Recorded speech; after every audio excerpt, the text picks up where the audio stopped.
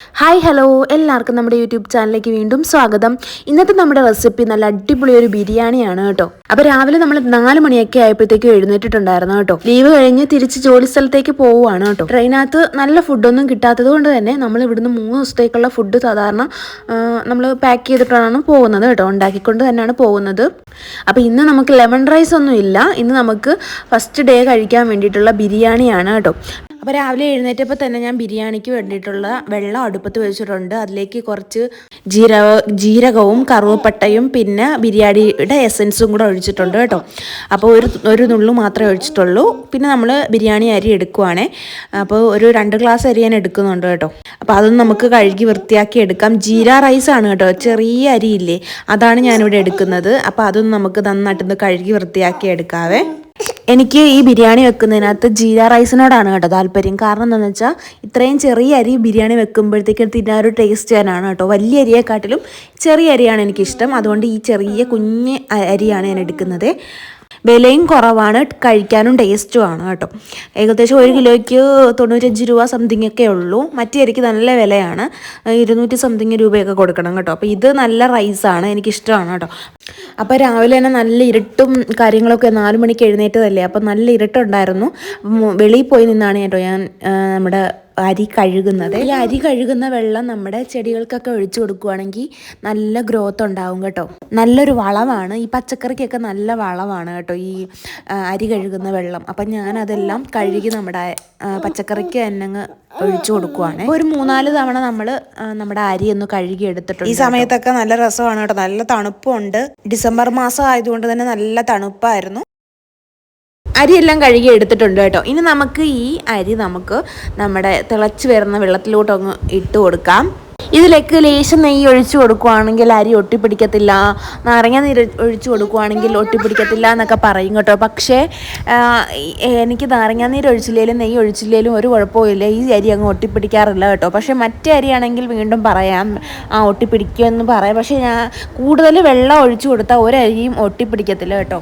വെള്ളത്തിൻ്റെ കുറവ് കൊണ്ടാണ് ഈ ഒട്ടിപ്പിടിക്കുന്നതും വെള്ളം കെട്ടുന്നതും ഒക്കെ കേട്ടോ. അപ്പോൾ വെള്ളം നന്നായിട്ട് ഒഴിച്ചു എടുത്തു കഴിഞ്ഞാൽ നമ്മൾ ഈ നെയ്യും നാരങ്ങ നീരൊന്നും ഒഴിക്കേണ്ട ആവശ്യം വരുന്നില്ല കേട്ടോ. അപ്പോൾ ഞാൻ അത് അരി വേകുന്ന സമയത്ത് കുറച്ച് നേരം നിന്ന് നല്ല തണുപ്പുണ്ടായിരുന്നു, അതുകൊണ്ട് തന്നെ നമ്മളങ്ങ് വാതിലടച്ചു കേട്ടോ. അപ്പം നമുക്കിനി ചിക്കൻ റെഡിയാക്കി എടുക്കണം. അപ്പോൾ ഫ്രിഡ്ജിൽ നിന്നൊക്കെ നമ്മൾ ചിക്കൻ എടുത്ത് വെച്ചിട്ടുണ്ട്. ഇനി നമുക്ക് ചിക്കൻ ഒന്ന് കഴുകി വൃത്തിയാക്കി എടുക്കാവേ. മുമ്പത്തെ ദിവസം രാത്രി തന്നെ ചിക്കൻ മേടിച്ച് വെച്ചിട്ടുണ്ടായിരുന്നു. അപ്പോൾ ചിക്കനൊക്കെ ഇനി നമുക്ക് വൃത്തിയായിട്ടൊന്ന് കഴുകിയെടുക്കാം. ബിരിയാണിക്ക് നല്ല മണം വരാൻ വേണ്ടിയിട്ട് ഞാൻ ചേർക്കുന്നത് നമ്മുടെ ബിരിയാണിയുടെ എസൻസ് കടയിൽ കിട്ടും മേടിക്കാൻ വേണ്ടിയിട്ട്. അതുപോലെ തന്നെ നല്ല പൈനാപ്പിൾ എസൻസും കൂടെ ചേർത്ത് കഴിഞ്ഞാൽ അതേ മണം തന്നെയാണ്, അതിലും നല്ല മണമാണെന്ന് ഞാൻ പറയത്തുള്ളൂ. കാരണം ഈ 2 സംഭവങ്ങൾ ചേർത്ത് കഴിഞ്ഞാൽ ബിരിയാണിക്ക് ഇനി വേറെ ഒന്നും വേണ്ട. അപ്പോൾ നമ്മൾ ചിക്കനെല്ലാം കഴുകി വൃത്തിയാക്കി എടുത്തിട്ടുണ്ട് കേട്ടോ. ഇനി നമുക്ക് ഈ ചിക്കനിലേക്ക് കുറച്ച് മസാലയൊക്കെ പുരട്ടണം. അപ്പോൾ മസാല പുരട്ടിയതിന് ശേഷമാണ് നമ്മളിത് ഫ്രൈ ചെയ്തെടുക്കുന്നത്. അപ്പോൾ മസാല എന്ന് പറയുമ്പോഴത്തേക്കും ഞാനിതിനകത്ത് ചേർക്കുന്നത് മല്ലി, പുതിന, ഇഞ്ചി, വെളുത്തുള്ളി അങ്ങനെയുള്ള സംഭവങ്ങളൊക്കെയാണ് കേട്ടോ ചേർക്കുന്നത്. അപ്പോൾ ആദ്യം തന്നെ നമ്മൾ മുളക് പൊടി ചേർത്തിട്ടുണ്ട്. മുളക് പൊടിയും ലേശം ഗരം മസാലയും കുരുമുളകും ചേർത്ത് ഒന്ന് പുരട്ടി വെക്കും. 5 മിനിറ്റ് പുരട്ടി വെച്ചതിന് ശേഷമാണ് നമ്മൾ നമ്മുടെ പച്ച മസാല, അതായത് മല്ലി, പുതിന അങ്ങനെയുള്ള മസാല ഇല്ലേ, തൈര്, ഇതെല്ലാം കൂടെ ചേർത്തൊരു മസാലയുണ്ട്. അപ്പോൾ അതും കൂടെ നമ്മൾ ഇതിനകത്തോട്ട് ചേർക്കും കേട്ടോ. അപ്പോൾ ഇത് നമ്മൾ മുളക് പൊടി, മഞ്ഞൾപ്പൊടി, മസാലപ്പൊടി, ഗരം മസാല, മല്ലിപ്പൊടി, ലേശം കുരുമുളക് പൊടിയും കൂടെ ചേർത്തൊന്ന് മിക്സ് ചെയ്ത് വെക്കുവാണേ.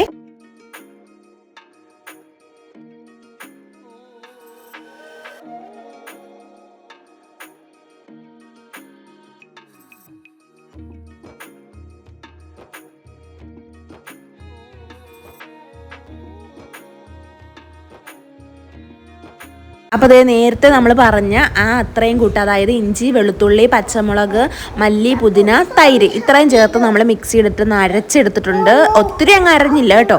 അപ്പോൾ ഈ അരപ്പ് നമ്മൾ ഇതിനകത്തോട്ട് ചേർത്തിട്ട് ഒന്നുകൂടെ പുരട്ടി വെക്കുക. ഉപ്പിടാൻ മറക്കരുത് കേട്ടോ നമ്മുടെ ചിക്കനിനകത്ത്. അപ്പോൾ ഒരു 20 മിനിറ്റോളം ഞാൻ അതവിടെ വെക്കുന്നുണ്ട് കേട്ടോ. അതിന് ശേഷമാണ് നമ്മൾ വറുത്തെടുക്കുന്നത്. ആ സമയത്ത് നമ്മുടെ അരി വെന്തിട്ടുണ്ട്, ഉപ്പിടുക, അരി കോരി മാറ്റി വെക്കുക. ഞാനിത് അരി അടച്ചിടുക, ഇങ്ങനെ കോരിയല്ല കേട്ടോ എടുക്കുന്നത്. ആദ്യം ഒന്ന് പരീക്ഷിച്ച് നോക്കി കോരി എടുക്കാൻ വേണ്ടിയിട്ട്.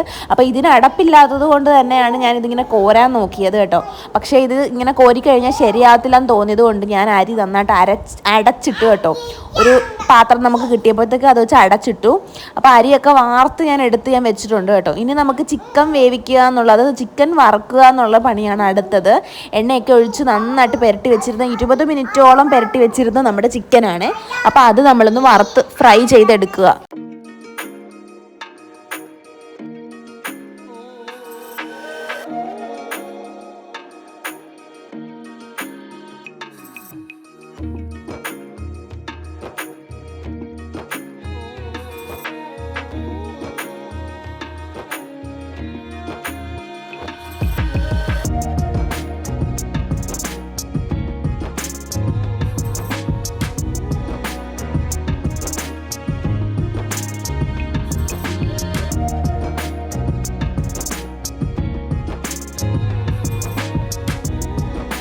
ഇത് ഫ്രൈ ആകുന്ന സമയത്ത് നമ്മൾ മിക്സിയുടെ ജാറിലേക്ക് ഇച്ചിരി ഇഞ്ചി, വെളുത്തുള്ളി, സവാള, തക്കാളി വേണമെങ്കിൽ മാത്രം കേട്ടോ, തക്കാളി പിന്നെ വേണമെങ്കിലും നമുക്കിടാം.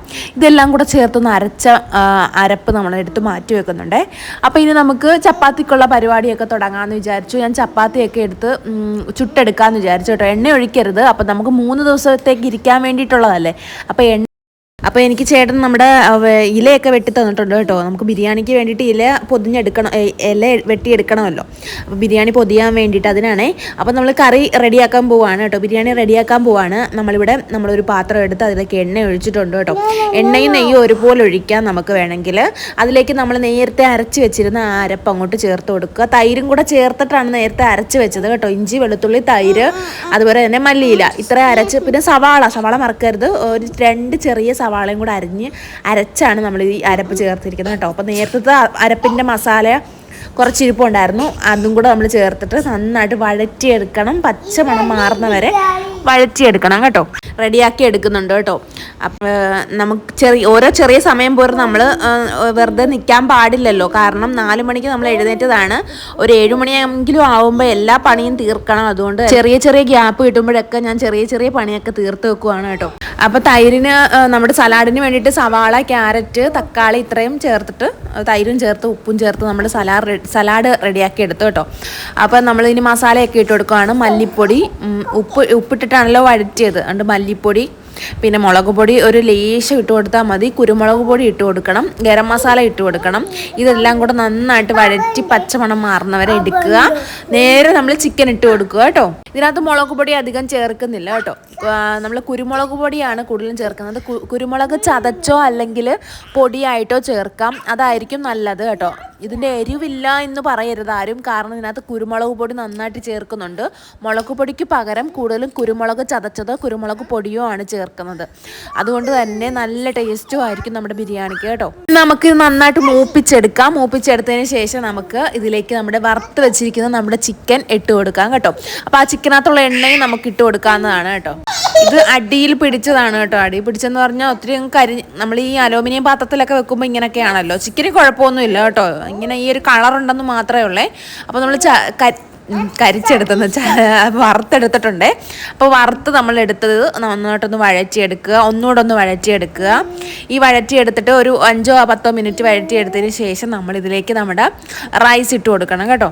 അപ്പോൾ നമ്മൾ നമ്മുടെ ചപ്പാത്തിയുടെ കൂടെ കറിക്ക് വേണ്ടിയിട്ട് സോയാബീനാണ് കേട്ടോ. സോയാബീൻ ഇത് പറഞ്ഞ പോലെ നന്നായിട്ട് വെള്ളം പറ്റിച്ച് ഫ്രൈ ആക്കി എടുത്തിട്ടാണ് നമ്മൾ കൊടുത്തു വിടുന്നത് കേട്ടോ. അപ്പോൾ അതുകൊണ്ട് തന്നെ നമുക്ക് സോയാബീൻ ചീത്തയാകുമോ എന്നുള്ളൊരു പേടിയൊന്നും വേണ്ട. നന്നായിട്ട് ഫ്രൈ, നമുക്ക് കുറേ അനുഭവം ഉള്ളതാണ്. നമ്മൾ കുറേ നാളായിട്ട് ഇങ്ങനെ തന്നെയാണ് ചെയ്ത് കൊടുത്തു വിടുന്നത്.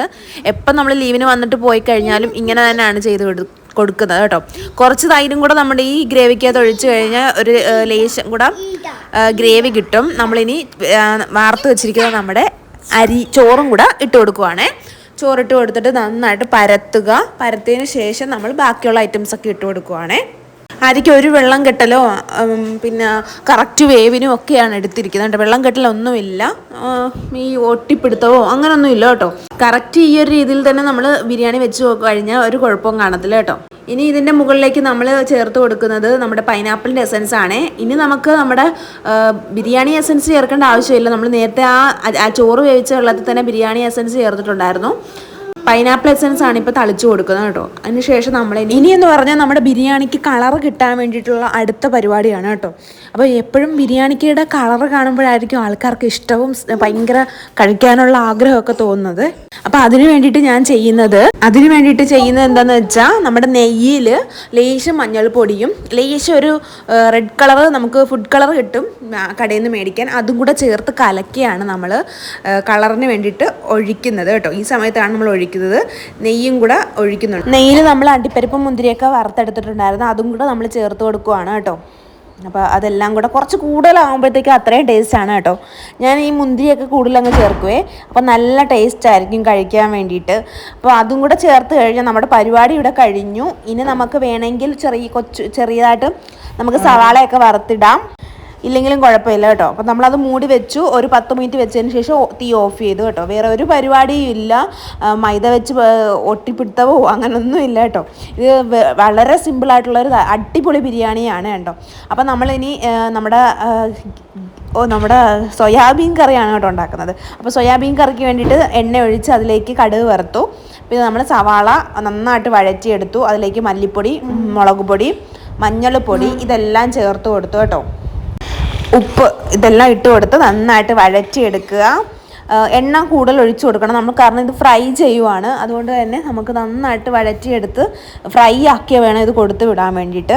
കുരുമുളക് പൊടി നന്നായിട്ട് ചേർത്ത് കൊടുക്കണം. അത്യാവശ്യം എരിവ് വേണം. ഈ കുരുമുളക് പൊടിയുടെ എരിവാണ് ഇതിനകത്ത് കൂടുതലും, മുളക് പൊടിയുടേതല്ല കേട്ടോ. അപ്പോൾ ഇതും കൂടെ ചേർത്ത് കൊടുത്ത് കഴിഞ്ഞിട്ട് ഇനി നമുക്ക് ഇതിലേക്ക് നമ്മൾ വേവിച്ച് വെച്ചിരിക്കുന്ന സോയാബീൻ, ചെറിയ സോയാബീനാണ് കേട്ടോ ഇത്, വലിയ സോയാബീനല്ല, ചെറിയ സോയാബീനാണ്. അത് നന്നായിട്ട് വേവിച്ചിട്ട് പിഴിഞ്ഞ് നമ്മൾ വെള്ളം നന്നായിട്ട് ഊറ്റിക്കളഞ്ഞിട്ട് വേണം ഇതിനകത്തോട്ട് ഇടാൻ വേണ്ടിയിട്ട്. മസാലക്കൂട്ടുകളെല്ലാം ഇട്ട് കൊടുത്തിട്ട് അതുപോലെ തന്നെ സവാള വഴറ്റിയപ്പോഴത്തേക്കും അതിലേക്ക് ഇഞ്ചിയും വെളുത്തുള്ളിയും കൂടെ ഞാൻ ആഡ് ചെയ്തിട്ടുണ്ടായിരുന്നു കേട്ടോ. അത് പറയാൻ മറന്നുപോയി. അപ്പോൾ ഇഞ്ചിയും വെളുത്തുള്ളിയും കൂടെ ആഡ് ചെയ്തിട്ടുണ്ടായിരുന്നു. അതെല്ലാം കൂടെയാണ് വഴറ്റിയെടുത്തത്. പിന്നെ നമ്മൾ പിഴിഞ്ഞ് വെച്ചിരിക്കുന്ന സോയാബീനും കൂടെ ആഡ് ചെയ്യുക. നന്നായിട്ട് വഴറ്റി വെള്ളം പറ്റുന്ന വരെ വഴറ്റി ഫ്രൈ ആക്കി എടുക്കുക എന്നുള്ളതാണ് ഇതിൻ്റെ സ്റ്റെപ്പ്. അപ്പം ഇത് നമുക്കൊന്ന് ഫ്രൈ ആക്കാം. കുറച്ച് താമസം പിടിക്കും കേട്ടോ. ഇടയ്ക്കിടയ്ക്ക് എണ്ണ ഒഴിച്ചു കൊടുത്തിരിക്കണം. നമ്മൾ ചട്ടിയിലാണ് ഇത് റെഡിയാക്കി എടുക്കുന്നത്. അപ്പോൾ കുറച്ച് എണ്ണ ഒഴിച്ചു കൊടുക്കുകയാണെങ്കിൽ നമുക്ക് ഫ്രൈ ആയി കിട്ടും. അപ്പോൾ ഇനി നമുക്കിത് വെയിറ്റ് ചെയ്യാം കേട്ടോ. മുളക് പൊടിക്ക് ലേശം കുറവുള്ളത് കൊണ്ട് തന്നെ ഞാൻ കുറച്ചിട്ട് കൊടുത്തിട്ടുണ്ട് കേട്ടോ. കറിവേപ്പില വേണമെങ്കിൽ കുറച്ച് എണ്ണയിലിട്ട് വറുത്തിട്ട് നമുക്ക് ഇതിനകത്തോട്ട് ഇട്ട് കൊടുക്കാവേ. അപ്പോൾ അതവിടെ കിടന്ന് ഫ്രൈ ആകട്ടെ. അപ്പോഴത്തേക്കും നമുക്ക് നമ്മുടെ ബിരിയാണി പൊതിഞ്ഞെടുക്കണമല്ലോ. അപ്പോൾ അതിന് നമ്മൾ ഇലയൊക്കെ വാട്ടിയെടുത്തിട്ടുണ്ട്. നമ്മുടെ ബിരിയാണി പൊട്ടിച്ചിട്ടുണ്ട്. ഇനി നമുക്കിത് നമ്മുടെ ഇലയിലോട്ട് മാറ്റി വയ്ക്കാം കേട്ടോ. എല്ലാവരും പറയും ബിരിയാണി ദം ചെയ്യണം എന്നാലേ ബിരിയാണി ആകത്തുള്ളൂ എന്നൊക്കെ പറയാറുണ്ട് കേട്ടോ. പക്ഷേ അതുപോലെ തന്നെ ഇതാണോ ബിരിയാണി, ഇതെന്ത് ബിരിയാണി എന്നൊക്കെ ചോദിക്കും. പക്ഷേ ടേസ്റ്റിൻ്റെ കാര്യം പറയുവാണെങ്കിൽ ഈ കാണുന്ന ദം ബിരിയാണിയെക്കാട്ടിലും ഒട്ടിപ്പിടിപ്പിച്ച് ഈ മൈദയൊക്കെ ഒട്ടിച്ച് വെച്ച് എന്താണ്ടൊക്കെ ചെയ്യുന്ന ബിരിയാണിയെക്കാട്ടിലും നല്ലത് തന്നെയാണ്. അതിലും ടേസ്റ്റാണ് കേട്ടോ നമ്മൾ ഈ സാധാരണക്കാരുണ്ടാക്കുന്ന ബിരിയാണിക്ക്. അപ്പം അതൊക്കെ ഓരോരുത്തരുടെ ഓരോ രീതിയാണ്. അങ്ങനെ ചെയ്താലേ ബിരിയാണി ഇത് അത്ര ആകൂ എന്നുള്ളതൊക്കെ. അതിനകത്ത് ചേർക്കുന്ന ഓരോ ഇൻഗ്രീഡിയൻസ് അതിനനുസരിച്ചിരിക്കും കേട്ടോ. അപ്പോൾ ഇതിനകത്ത് ഞാൻ ചേർത്തിരിക്കുന്ന പൈനാപ്പിൾ എസൻസും ബിരിയാണിയുടെ എസൻസും ഒക്കെയാണ് കേട്ടോ. നല്ല മണമായിരുന്നു കേട്ടോ. ബിരിയാണിയുടെ മണം എന്ന് പറഞ്ഞാൽ ഇതാണ് മണം. ഈ ബിരിയാണി ഉണ്ടാക്കിയതിന് ശേഷമാണ് നല്ല മണം. ആ അടുക്കള ഭാഗം മുഴുവൻ നല്ല മണമായിരുന്നു കേട്ടോ. അപ്പോൾ എല്ലാവരും ഇത് മസ്റ്റായിട്ടും ട്രൈ ചെയ്ത് നോക്കണം. നല്ല ടേസ്റ്റായിരുന്നു. അപ്പോൾ ഇതിലേക്ക് നമ്മൾ അച്ചാറും കൂടെ വെച്ചിട്ടുണ്ട് കേട്ടോ. അച്ചാറും കൂടെ വെച്ച് നമ്മൾ പൊതിയുവാണേ. പൊതിഞ്ഞിട്ടിന് നമുക്ക് പേപ്പറിനകത്ത് നമുക്ക് പൊതിഞ്ഞെടുക്കാം. അപ്പോൾ ഇതിൻ്റെ 2 എണ്ണം നമ്മളിപ്പം രാവിലെ ഒരു 11 മണിയൊക്കെ ആകുമ്പോഴാണ് ട്രെയിന്. അപ്പോൾ നമുക്ക് ഉച്ചയ്ക്ക് കഴിക്കാനുള്ളതും വൈകുന്നേരം കഴിക്കാനുള്ളതുമായിട്ടാണ് 2 പൊതിയാണ് ബിരിയാണിക്ക് നമ്മൾ എടുക്കുന്നത് കേട്ടോ. അപ്പോൾ ഇതിൻ്റെ 2 പൊതി നമ്മൾ എടുത്തിട്ടുണ്ട്. ഇനി നമുക്ക് നമ്മുടെ ചപ്പാത്തിയാണ് എടുക്കാനുള്ളത് കേട്ടോ. അപ്പോൾ രണ്ടാമത്തെ പൊതിയും കൂടെ ഞാൻ കാണിക്കുന്നുണ്ട് കേട്ടോ നമ്മുടെ വീഡിയോയ്ക്കകത്ത്, രണ്ടാമത്തതും കൂടെ. അപ്പോൾ നല്ല ഗ്രേവിയുള്ള നല്ല അടിപൊളി ബിരിയാണിയാണ്. എല്ലാവരും ട്രൈ ചെയ്ത് നോക്കാൻ മറക്കരുത് കേട്ടോ.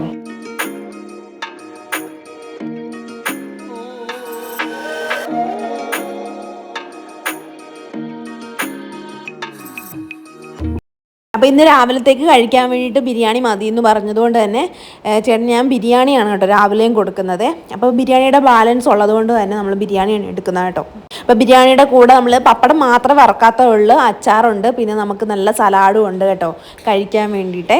നല്ല ടേസ്റ്റാണ് ഇതിന്. അച്ചാറും സലാഡും ഇല്ലാതെ എന്തു ബിരിയാണി അല്ലേ, ഒരു പപ്പടവും കൂടെ ഉണ്ടെങ്കിൽ പൊളിച്ച്.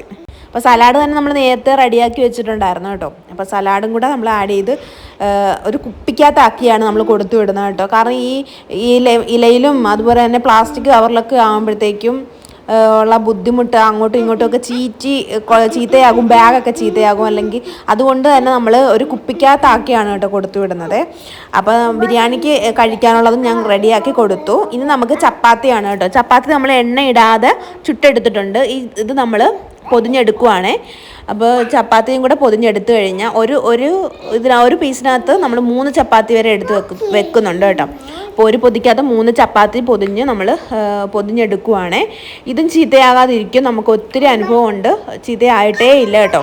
ഇതിൻ്റെ കൂടെ സോയാബീൻ നമ്മൾ സെപ്പറേറ്റ് കിറ്റിനകത്താണ് റെഡിയാക്കി വെക്കുന്നത് കേട്ടോ. സോയാബീൻ നമ്മൾ വേറൊരു കിറ്റിനകത്ത് ആഡ് ചെയ്ത് വെക്കുവാണേ, കെട്ടി വെക്കും നമ്മൾ.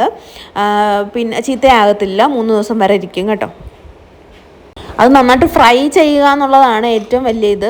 ഫ്രൈ ചെയ്താൽ മാത്രമേ ചീത്തയാകാതിരിക്കത്തുള്ളൂ കേട്ടോ. ഈ ഉള്ളി വരെ നന്നായിട്ട് മൊരിഞ്ഞ് വരണം, എങ്കിൽ മാത്രമേ ചീത്തയാകാതിരിക്കത്തുള്ളേ. അപ്പം 3 പാഴ്സലായിട്ട് ഞാൻ ചപ്പാത്തി 3 വെച്ച് എടുക്കുന്നുണ്ട് കേട്ടോ. അപ്പോൾ അതും കൂടെ റെഡിയായി കഴിഞ്ഞ് കഴിഞ്ഞാൽ നമ്മുടെ കൊണ്ടുപോകാനുള്ളതെല്ലാം റെഡിയാണ് കേട്ടോ. 3 ദിവസത്തേക്കെന്ന് പറയുമ്പോഴത്തേക്കും സാധാരണ ഞാൻ ലെമൺ റൈസും കൂടെ എടുക്കുന്നതാണ്. ഇപ്രാവശ്യം ഞാൻ ലെമൺ റൈസ് എടുത്തിട്ടില്ല. അപ്പോൾ ഒരു ദിവസത്തേക്കുള്ളത് നമ്മൾ മേടിച്ച് കഴിക്കുവാണ് കേട്ടോ. അപ്പം നമ്മുടെ ചപ്പാത്തിയും കൂടെ റെഡിയാക്കി എടുക്കുവാണേ. ലെമൺ റൈസിൻ്റെ റെസിപ്പി ആവശ്യമുള്ളവരൊന്ന് കമൻറ്റ് ചെയ്യണേ. അപ്പോൾ ലെമൺ റൈസിൻ്റെ റെസിപ്പി ഇടുന്നതായിരിക്കും. നല്ല അടിപൊളിയാണ്. ലെമൺ റൈസ് 3 ദിവസമൊക്കെ ഇരിക്കാറുണ്ട് കേട്ടോ. നമ്മൾ ഉണ്ടാക്കുന്നതനുസരിച്ചിരിക്കും. നമ്മുടെ നാരങ്ങയുടെ നീരിൻ്റെ അളവും അതുപോലെ തന്നെ നമ്മുടെ ചോറിൻ്റെ വേവലിൻ്റെ കണക്കുമൊക്കെ അനുസരിച്ചിരിക്കും ലെമൺ റൈസിൻ്റെ ആ ഒരു നിലനിൽപ്പെന്ന് പറയുന്നത് കേട്ടോ, 3 ദിവസത്തെ.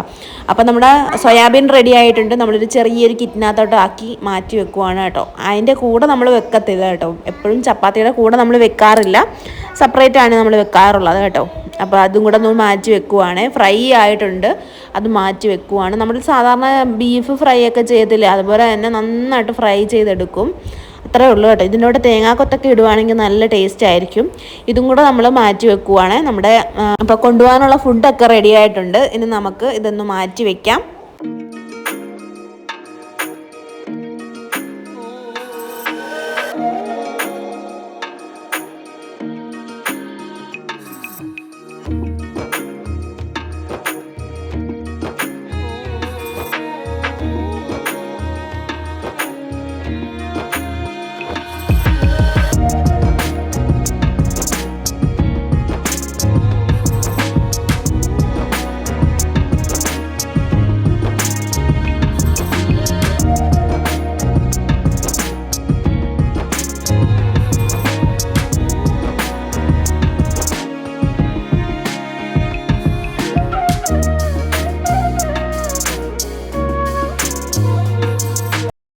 ഇനി വെള്ളം നിറയ്ക്കുക എന്നുള്ളതാണ് അടുത്ത പരിപാടി.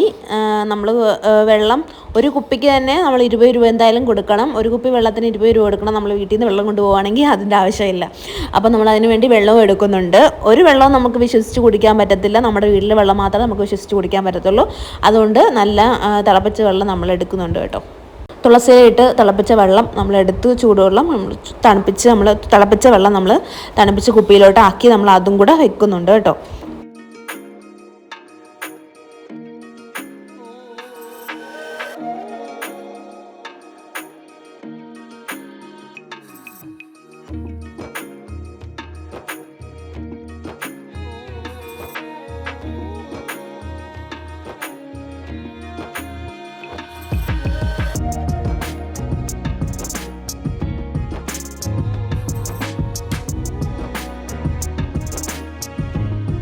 അപ്പോൾ എല്ലാം പാക്ക് ചെയ്തു. നമ്മൾ റെയിൽവേ സ്റ്റേഷനിലെത്തി. 11:45 ട്രെയിൻ വന്നത്, ലേറ്റ് ആയിരുന്നു. അങ്ങനെ ഇന്നത്തെ നമ്മുടെ വീഡിയോ ഇത്രയേ ഉള്ളായിരുന്നു കേട്ടോ. നമ്മുടെ വീഡിയോ ഇഷ്ടപ്പെട്ടെങ്കിൽ സബ്സ്ക്രൈബ് ചെയ്താൽ മറക്കരുത്. അപ്പം എവിടെയെങ്കിലുമൊക്കെ യാത്ര പോകണമെങ്കിൽ നമ്മൾ ഇനി മുതൽ നമ്മൾ ഫുഡ് ഉണ്ടാക്കിക്കൊണ്ട് തന്നെ പോകുന്നതാണ് നല്ലത് കേട്ടോ. ട്രെയിനിലെ ഭക്ഷണങ്ങൾ കഴിക്കാതെ തന്നെ നമ്മൾ ഉണ്ടാക്കിക്കൊണ്ട് പോവുകയാണെങ്കിലും അതിന് നല്ലൊരു ടേസ്റ്റും ആയിരിക്കും. ട്രെയിനിലെ ഭക്ഷണത്തിന് വലിയ ടേസ്റ്റും കാണത്തില്ല, പിന്നെ വയറും കേടാകും. അപ്പോൾ ഇന്നത്തെ നമ്മുടെ വീഡിയോ ഇത്രയേ ഉള്ളൂ കേട്ടോ. അങ്ങനെ ആള് യാത്രയായി. ഇനി നമുക്ക് അടുത്ത വീഡിയോയിൽ കാണുന്നവരെ ബായ്.